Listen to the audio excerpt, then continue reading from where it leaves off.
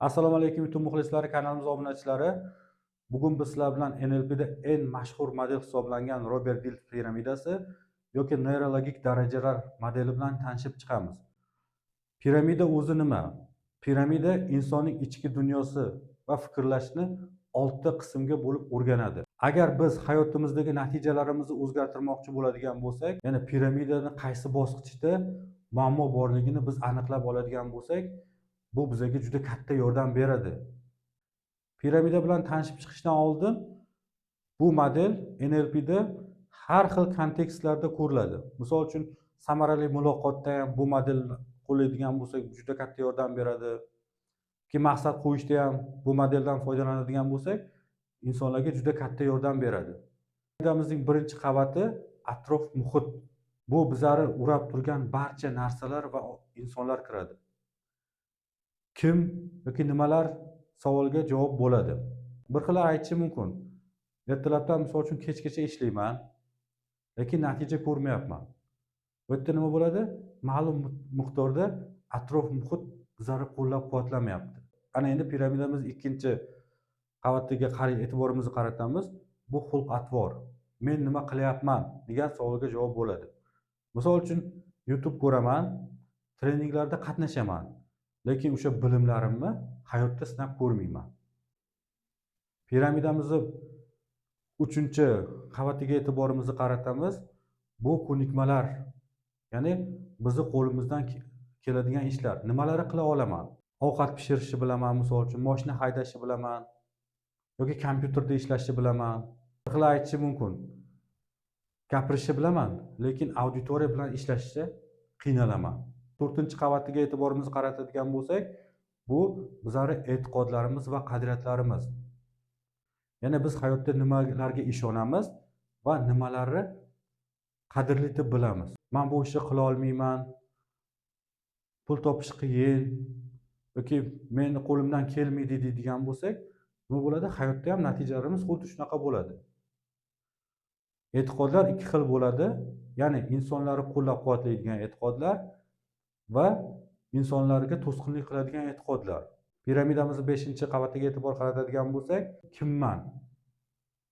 Bir xillari nima deydi? Oddiy odamman, qo'ldan ish kelmaydigan odamman. Biz agar o'zimiz haqida shunaqa fikrlarga ega bo'ladigan bo'lsak, nima bo'ladi? Haqiqatan shunaqa inson bo'lamiz hayotda. Ana endi piramidamizning 6-chi qavatiga e'tiborimizni qaratamiz. Bu missiya. Ya'ni yashashdan maqsad. Yashashdan maqsadimiz nima? Mana bu qisqacha piramidamiz haqida edi. Ana endi bu piramidamizning qiziq joyi shundaki, agar biz hayotda misol uchun ma'lum bir natijaga erisha olmayapmiz, agar shu modelga qo'yib har birini tahlil qiladigan bo'lsak, qaysi bosqichda bizlarda muammo borligi aniq ko'rinadi.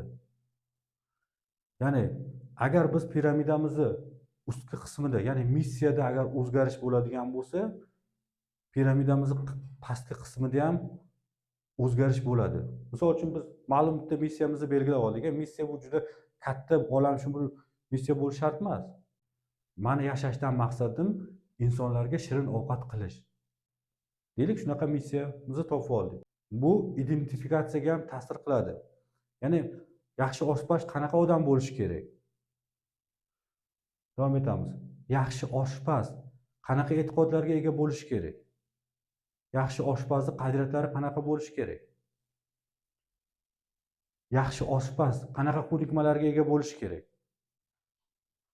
Yoki yaxshi oshpaz qanaqa xulq-atvorga ega bo'lishi kerak? Va atrof muhiti qanaqa bo'lishi kerak yaxshi oshpazni? Ana bundan ko'rinib turibdiki, agar biz piramidamizning tepa qismida o'zgarish qiladigan bo'lsak, bu avtomatik tarzda piramidamizning pastki qismida ham o'zgarishga olib keladi. Bu modelimiz juda qulay model hisoblanadi. Sizlarga ham bitta topshiriq bo'ladi. Piramidamizni yaxshilab o'rganib olasizlar. O'rgangandan keyin bitta inson bilan intervyu o'tkazasizlar. Ya'ni pastdan tepaga qarab savol berasizlar. Misol uchun, atrofingizda kimlar bor, nimalar bor? Necha bosqichga o'tasizlar? Nimalar qilasan? Xulq-atvor qanaqa?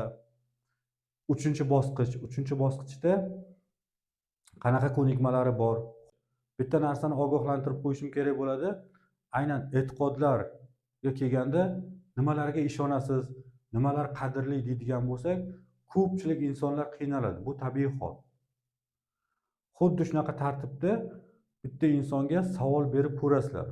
Mashq nima beradi? Bu piramidamizni yaxshi tushunishimizga yordam beradi.